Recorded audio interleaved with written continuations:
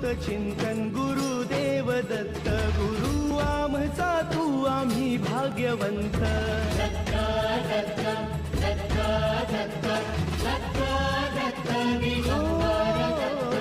अवधूत चिंतन गुरुदेव दत्त गुरु आमचा तू आम्ही भाग्यवंत नसे जन्म मृत्यू नुरे काही खंत न प्रारंभ मध्य नसे काही अंत